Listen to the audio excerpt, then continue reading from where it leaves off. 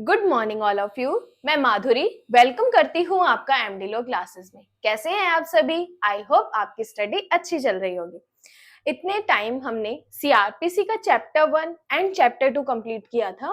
Students के comments आए कि मैडम हमें आगे के भी सीआरपीसी के चैप्टर्स करवा दीजिए, तो उन्हीं की रिक्वेस्ट को लेके आज मैं आपको सीआरपीसी का चैप्टर 3 करवाने वाली हूँ। कि सीआरपीसी का चैप्टर 3 अगर अपने देखें तो प्रैक्टिकली अपनों को ये चीजें पता होनी चाहिए। जुडिशरी पॉइंट ऑफ व्यू के लिए इंपॉर्टेंट है ही है, लेकिन आपको प्रैक्टिकली भी पता होना चाहिए कि किस कोर्ट के बारे में कितनी पावर्स और कितने फाइन वो इम्पोज कर सकते हैं। ये सारी चीजें अपनों को चैप्टर 3 में बताइए। देखिए, सबसे पहले चैप्टर 3 में सेक्शन 26 अपने पढ़ते हैं। सेक्शन 26 कहता है कि जब अपनों ने चैप्टर 2 में कोर्ट का गठन कर दिया, कोर्ट का गठन किया अपनों ने, लेकिन जब कोर्ट का गठन कर दिया तो उसके अंदर जो जज बैठेंगे तो वो जो ऑफेंस होगा किसके द्वारा ट्रायबल होगा। तो सेक्शन 26 कहता है न्यायालय जिनके द्वारा अपराध विचारणीय है, कौन से कोर्ट के द्वारा जो ऑफेंस ट्रायबल होगा। देखो, मैंने बोर्ड पे थोड़ा शॉर्टकट लिखा है, मैंने आपको समझाने के लिए कि जो सेक्शन 26 से क्या कहना चाहते हैं। अदरवाइज अपने एक बार सेक्शन 26 रीड करते हैं, फिर आपको पता चल जाएगा कि मैंने बोर्ड पे क्या चीज लिखी है। देखो, सेक्शन 26 कहते हैं कि इस संहिता का मतलब जो सीआरपीसी अपने पढ़ रहे हैं, इस संहिता के अन्य उपबंधों के अधीन रहते हुए ए भारतीय दंड संहिता के अधीन किसी अपराध का विचारण किसके द्वारा? नंबर 1 हाई कोर्ट के द्वारा, नंबर 2 सेशन कोर्ट के द्वारा, और नंबर 3 ऐसे कोर्ट के द्वारा किया जाएगा जिसको फर्स्ट शेड्यूल में बताया है। तो सिंपल कहता है सेक्शन 26 की जो आईपीसी के अधीन अपराधों का विचारण है किनके द्वारा किया जाएगा। तो इन्होंने कहा कि इस जो आईपीसी के अधीन अपराधों का विचारण सबसे पहले हाई कोर्ट के द्वारा किया जाएगा, और किसके द्वारा किया जा सकता है? और सेशन कोर्ट के द्वारा भी किया जा सकता है। और नंबर 3 बोलते हैं कि ऐसे अदर कोर्ट्स के द्वारा भी किया जा सकता है जिनको फर्स्ट शेड्यूल में बताया है। अब देखो, आप कंफ्यूज होगे कि मैडम फर्स्ट शेड्यूल कैसे? देखो, जहां अगर आपके पास बेरेक्ट है तो सेक्शन 484 जहां खत्म हो रहा है, सीआरपीसी में अपने टोटल 484 सेक्शन पढ़ते हैं, जहां 484 सेक्शन खत्म हो रहा है वहां पर आप देखेंगे कि एक शेड्यूल स्टार्ट होगी। उस शेड्यूल में 6 कॉलम दिए गए हैं, जिसमें सबसे पहले सेक्शंस का नंबर बताया हुआ है, फिर सेक्शन का टाइटल बताया हुआ है, उसके बाद बताया कि इसमें कितनी पनिशमेंट है, फिर बताया कि ये ऑफेंस कॉग्निजेबल है या नॉन कॉग्निजेबल है, फिर बताया ये बेलेबल है या नॉन बेलेबल है, फिर बताया है कि ये कौन से कोर्ट के द्वारा किया जाएगा, कि ये सेक्शन कौन से कोर्ट के द्वारा ट्रायबल होगा। वहां से अपनों को पता चलता है प्रैक्टिकली, एडवोकेट्स को भी वहीं से पता चलता है कि अच्छा ये मामला है, हमको किस कोर्ट में इसके बारे में केस करना है, किस कोर्ट में अपनों को जाना है। तो वैसे ही कि आईपीसी का ट्रायल हाई कोर्ट के द्वारा किया जाएगा और सेशन कोर्ट के द्वारा भी किया जा सकता है, और ऐसे अदर कोर्ट के द्वारा भी किया जा सकता है जिनको फर्स्ट शेड्यूल में बताया है। फिर देखो, एक प्रोवाइडेड दिया हुआ है कि यह है कि आईपीसी का section 376, 376A, 376B, 376BA, DB, ई, ये सारे जितने भी सेक्शन है 376 से लेके 376A के अधीन इन्होंने प्रोवाइडेड में पहले तो ये कह दिया कि अगर आईपीसी के कोई ऑफेंस है तो इनके द्वारा ट्रायबल होंगे, लेकिन इन्होंने एक्सप्रेसली बता दिया कि अगर कोई मैटर आईपीसी के सेक्शन 376 से लेके 376E तक में है, उसके भी जितने भी सेक्शंस है, इनडायरेक्टली रेप के जितने भी सेक्शन के बारे में बताया गया है, उनके बारे में उस अपराधों का विचारण कौन करेगा? उन्होंने कहा कि वो पीठासीन अधिकारी जो होगी वो फीमेल होगी। कोशिश की जाएगी कि अगर आईपीसी के सेक्शन 376 से 376E तक का कोई मैटर आता है तो उसमें ऑफेंस की ट्रायल कौन करेगा? जो प्रिजाइडिंग ऑफिसर होगी, एक फीमेल होगी, महिला के द्वारा विचारण किया जाएगा। ठीक है, प्रोवाइडेड। देन आ जाओ बी क्लोज पे। देखो, बी क्लोज कहता है किसी अन्य विधि के दिन किसी अपराध का विचारण, किसी अन्य विधि के दिन। पहले बात कर रहा था आईपीसी की, अब किसकी बात कर रहा है? क्लोज बी में अदर लॉज की। अदर लॉज का अपराध का विचारण जब उस विधि में इस निमित्त कोई न्यायालय उल्लेखित है तो उस कोर्ट द्वारा किया जाएगा।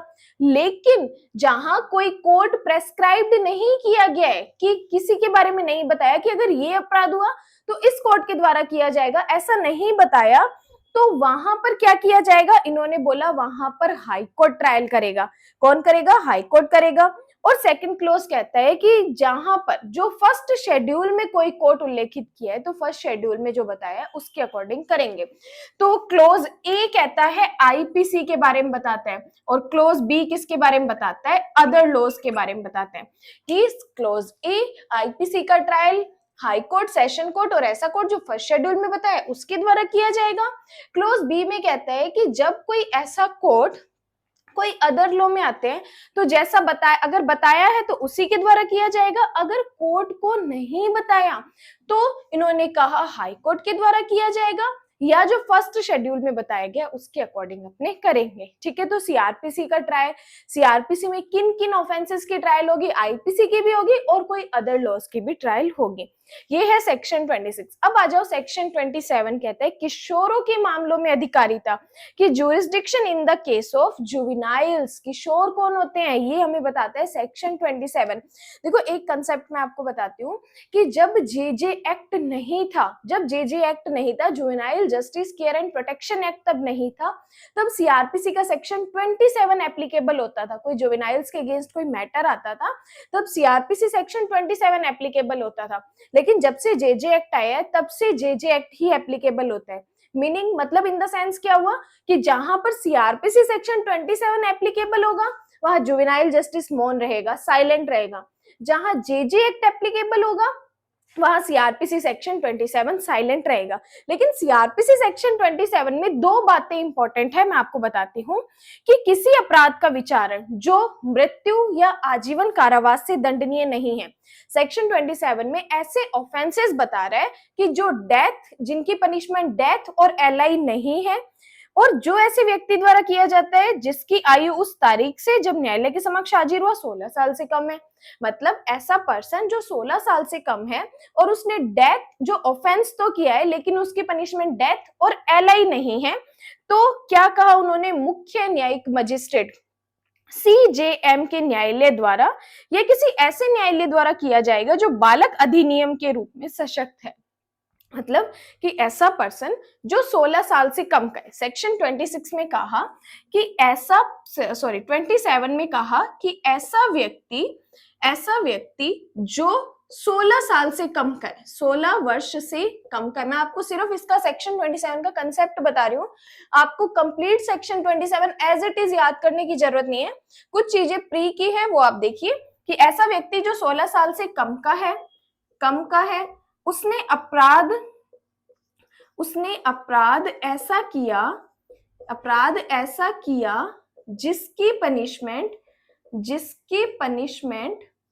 जिसकी सजा न तो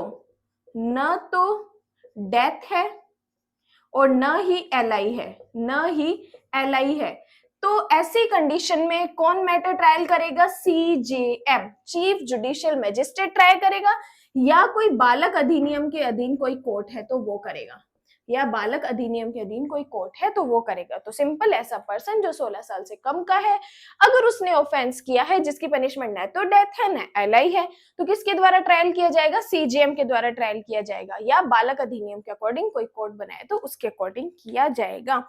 ये कहता है हमारा सेक्शन 27।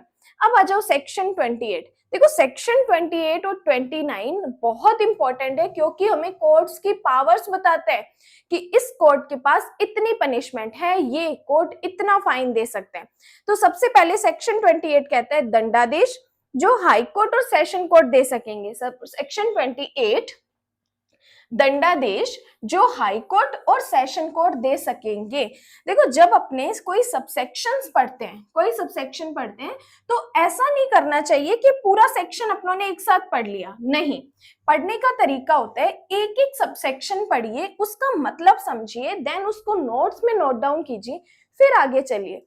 पूरा सेक्शन पढ़ लोगे तो लास्ट वाला सबसेक्शन तो थोड़ा याद रहेगा, पहले वाला भूल जाओगे। इसलिए एक एक सबसेक्शन को पढ़े, फिर उसको समझे, देन नोट्स में नोट डाउन करें, फिर आगे चलिए। सेक्शन 28 कहता है कि दंडादेश जो हाई कोर्ट और सेशन कोर्ट दे सकेगा। सबसेक्शन 1 कहता है कि हाई कोर्ट विधि द्वारा प्राधिकृत कोई भी दंड दे सकता है। सेक्शन 28 में कहता है कि हाई कोर्ट कितनी पनिशमेंट दे सकता है, इन्होंने कहा विधि द्वारा प्राधिकृत कोई भी दंड, विधि द्वारा प्राधिकृत कोई भी दंड। अब देखो कोई भी दंड मतलब कैसे, याद करो आईपीसी का सेक्शन 53 अपने पढ़ते हैं जिसमें अपनों को पनिशमेंट के प्रकार बताए होते हैं, जिसमें डेथ, जिसमें एलआई, फिर एक पनिशमेंट रिपिल है, फिर इम्प्रिजनमेंट जो रिग्रेस और सिंपल होता है, फिर संपत्ति का संपारण एंड देन जुर्माना।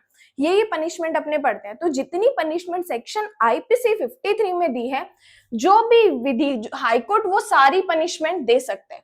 ये तो आई हाई कोर्ट की बारी। अब आते हैं अपने सबसेक्शन 2 सेशन कोर्ट पे। ठीक है, सेशन कोर्ट पे देखो मैं आपको सबसेक्शन वाइज ही बता रही हूँ। सबसेक्शन 1 में हाई कोर्ट ने दी कितनी पनिशमेंट दे सकता है। अब आता है सबसेक्शन 2 सेशन कोर्ट। देखो सेशन कोर्ट या अपर सेशन कोर्ट दोनों की बात कर रहे हैं, सेशन कोर्ट या एडिशनल सेशन कोर्ट दोनों की बात कर रहे हैं कि सेशन कोर्ट और एडिशनल सेशन कोर्ट कितनी पनिशमेंट दे सकते हैं। इन्होंने कहा विधि द्वारा प्राधिकृत कोई भी दंड दे सकते हैं, लेकिन जब वह मृत्यु दंडादेश देते हैं तब वो क्या करते हैं, हाई कोर्ट से कंफर्मेशन देते हैं। जो सेशन कोर्ट और एडिशनल सेशन कोर्ट, देखो ये एडिशनल को अपर भी बोलते हैं, अतिरिक्त भी बोलते हैं हिंदी में। हिंदी वाले कंफ्यूज मत हो ना कि अपर अलग है अतिरिक्त अलग है। अपर भी एडिशनल है, अतिरिक्त भी एडिशनल है। सेशन कोर्ट और एडिशनल सेशन कोर्ट विधि द्वारा प्राधिकृत कोई भी दंड, विधि द्वारा प्राधिकृत कोई भी दंड दे सकते हैं, लेकिन जब वो डेथ की पनिशमेंट देंगे, जब वो डेथ देंगे तब किससे कंफर्मेशन करवाना है, हाई कोर्ट से कंफर्मेशन करवाना है। हाई कोर्ट से कंफर्मेशन करवाना है मतलब सेशन कोर्ट सारी की सारी पनिशमेंट कितने भी साल की पनिशमेंट दे सकते हैं, लेकिन जब सिर्फ वो डेथ की पनिशमेंट देंगे ना तब उनको किससे पूछना पड़ेगा, उनको हाई कोर्ट से कंफर्मेशन लेना पड़ेगा। अब जब ये हाई कोर्ट से कंफर्मेशन लेते हैं ना, ये अपने जाते हैं सेक्शन 366 में। एक कोरिलेट करके लिखो, सेक्शन 366 सीआरपीसी का ही है कि सीआरपीसी में 366 में क्या करता है, सेशन कोर्ट हाई कोर्ट से पुष्टि करवाने के लिए भेजता है। तो ये जो यहाँ पे अपनों को बताया ना हाई कोर्ट से कंफर्मेशन के लिए, वो कौन से सेक्शन में भेजता है, 366। याद रखना सीआरपीसी सेक्शन 366 में सेशन कोर्ट हाई कोर्ट के पास मैटर भेजता है, किस लिए, क्योंकि जब वो डेथ दे रहा है तो उसको हाई कोर्ट से कंफर्मेशन करवाना। फिर ये तो हो गया हाई कोर्ट, ये हो गया सेशन कोर्ट और एडिशनल। अब बात आती है सबसेक्शन 3 में असिस्टेंट की। अब बात आती है असिस्टेंट सेशन कोर्ट कितनी दे सकते हैं, असिस्टेंट सेशन कोर्ट कितनी दे सकते हैं। ये सारी चीजें जब अपनों ने चैप्टर 2 पढ़ा था, सेशन कोर्ट, एडिशनल, असिस्टेंट, सब मैंने पूरा क्लियर करवा रखा है कि कौन कब इनको कौन अपॉइंट करता है, इनके कोर्ट कौन बनाता है। ये सारी चीजें अगर आपने चैप्टर 1 और चैप्टर 2 नहीं देखा तो आपको इसी चैनल पे चैप्टर 1 और चैप्टर 2 की कंप्लीट वीडियो जैसे बेरेक्ट में अपने पढ़ते हैं सारी चीजें मैंने आपको बता रखी है, फटाफट जाके वो भी देख लेना, फिर आपके चैप्टर 1, 2, 3 बहुत अच्छे से क्लियर हो जाएंगे। अब आ जाओ सबसेक्शन 3 सहायक सेशन न्यायाधीश। क्या कहा, मृत्यु, आजीवन कारावास या 10 वर्ष से अधिक की अवधि के सिवाय। याद रखो क्या कह रहा है कि डेथ, एलआई और 10 वर्ष की पनिशमेंट के अदर देन असिस्टेंट कितनी भी पनिशमेंट दे सकता है। तो मतलब असिस्टेंट कितनी दे सकता है, 10 वर्ष तक, 10 वर्ष तक की पनिशमेंट दे रखा है, क्योंकि अपनों को बेरेट में नेगेटिव फॉर्म में बताया है कि जो असिस्टेंट सेशन कोर्ट है वो डेथ, एलआई और 10 वर्ष के सिवाय, तो इनको छोड़ के फिर बाकी 1 से लेके 10 साल तक की पनिशमेंट कौन दे सकता है, हमारा असिस्टेंट सेशन कोर्ट दे सकता है। तो सेक्शन 28 हाई कोर्ट विधि द्वारा प्राधिकृत कोई भी दंड दे सकता है। सेशन और एडिशनल सेशन विधि द्वारा कोई भी दंड दे सकते हैं, लेकिन जब वो डेथ देते हैं तो हाई कोर्ट से कंफर्मेशन करवाते हैं। एंड असिस्टेंट सेशन कोर्ट कितनी देते हैं, 10 वर्ष तक की पनिशमेंट दे सकते हैं। अब आ जाओ सेक्शन 29 पे। सेक्शन 29 बोलता है कि दंडादेश जो मजिस्ट्रेट दे सकेंगे, सेक्शन 29 दंडादेश जो मजिस्ट्रेट दे सकेंगे। अब देखो इसमें सबसे पहले हमें बताया है सीजीएम के बारे में, मुख्य न्यायिक मजिस्ट्रेट का कोर्ट कितनी दे सकता है, मृत्यु या आजीवन कारावास या 7 वर्ष से अधिक की अवधि के कारावास के दंडादेश के सिवाय कोई ऐसा दंडादेश दे सकता है जो जो विधि द्वारा प्राधिकृत है। तो अब बात आती है जब सीजेएम की, सेक्शन 29 पे आ चुके हैं। सीजेएम कितनी पनिशमेंट दे सकते हैं? याद रखो 7 वर्ष तक की पनिशमेंट दे सकते हैं, 7 वर्ष तक की पनिशमेंट दे सकता है, यही याद रखना आपको। अब आपको एज इट इज ये याद रखने की जरूरत नहीं है कि वो डेथ, एलआई या 7 वर्ष के कारावास के दंडादेश के सिवाय, बस आपको इतना याद रखना है कि सीजीएम 7 साल तक की पनिशमेंट दे सकता है। सबसेक्शन 2 बोलते हैं फर्स्ट क्लास जुडिशियल मजिस्ट्रेट 3 वर्ष से अनधिक के कारावास का और 10,000 रुपए से अनधिक जुर्माने का। अब फर्स्ट क्लास की बात कर रहे हैं, फर्स्ट क्लास जुडिशियल मजिस्ट्रेट कितनी दे सकता है? 3 साल के कारावास और 10,000 जुर्माना। अब आपका क्वेश्चन आएगा कि मैडम इतनी देर तो इनमें किसी का भी जुर्माना नहीं बताया कि ये कितना जुर्माना दे सकते हैं।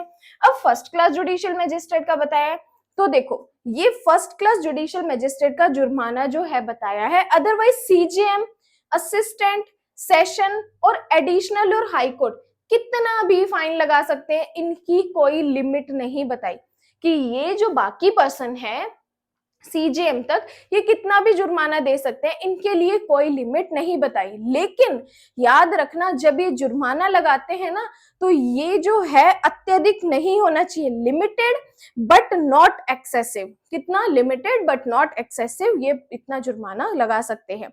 अब आता है सेकंड क्लास जुडिशियल मजिस्ट्रेट 1 वर्ष से अनधिक अवधि के कारावास और 5,000 रुपए के जुर्माने का दंड दे सकते हैं। तो कितना? सेकंड क्लास जुडिशियल मजिस्ट्रेट कितना दे सकते हैं? 1 वर्ष तक की सजा और 5,000 जुर्माना, 5,000 जुर्माना दे सकते हैं। अब देखो सेकंड क्लास जुडिशियल मजिस्ट्रेट किसी स्टेट में है, किसी स्टेट में नहीं है।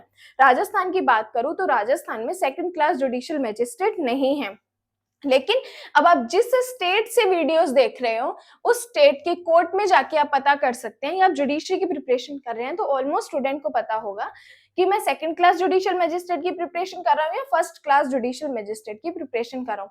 और एक और चीज देखो, जब भी आप वीडियोस देखते हो, मुझे नहीं पता कि आप कौन से स्टेट से, दुनिया के कौन से कोने से बैठ के मेरी वीडियो देख रहे हो, तो आप सभी मुझे कमेंट में बता सकते हो कि मैडम हम यहाँ से बैठे आपकी वीडियो देख रहे हैं, ताकि मुझे भी तो पता चले कि जो मैं मेहनत कर रही हूँ मेरी मेहनत कहाँ कहाँ तक स्टूडेंट के पास जा रही है। ठीक है, तो आप जरूर कमेंट्स में बताएं। तो सीजीएम 7 साल तक, फर्स्ट क्लास जुडिशियल मजिस्ट्रेट 3 साल और 10,000 जुर्माना, और सेकंड क्लास जुडिशियल मजिस्ट्रेट 1 वर्ष और 5,000 रुपए का जुर्माना लगा सकते हैं। अब आता है मुख्य महानगर मजिस्ट्रेट। देखो एक आया CMM, chief metropolitan magistrate. Chief metropolitan magistrate कितनी पनिशमेंट दे सकते हैं? इन्होंने कहा कि जो सीएमएम है ना वो सीजेएम के इक्विवेलेंट है, सीएमएम सीजेएम के इक्विवेलेंट है। तो सीजेएम कितनी पनिशमेंट देता है? 7 वर्ष तक की। तो सीएमएम भी इनडायरेक्टली कितनी पनिशमेंट देगा? 7 साल तक की पनिशमेंट देगा। कि जो मुख्य न्यायिक मजिस्ट्रेट किसके बराबर होता है? मुख्य महानगर मजिस्ट्रेट के। ठीक है, इन दोनों का सेम ही होता है, लेकिन सिर्फ जगह की वजह से इनका नाम चेंज कर दिया जाता है।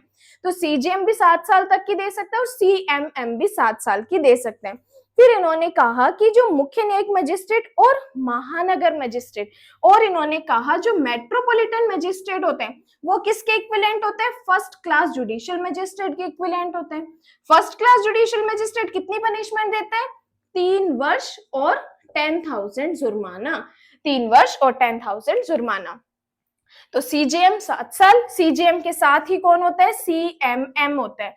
फर्स्ट क्लास के साथ कौन होता है? एमएम। तो जब आप नोट्स बनाओ तो इनके साथ इसको कोरिलेट करके लिख देना कि एफजेएम इक्विवेलेंट है किसके? एमएम के। तो इन दोनों की पनिशमेंट सेम।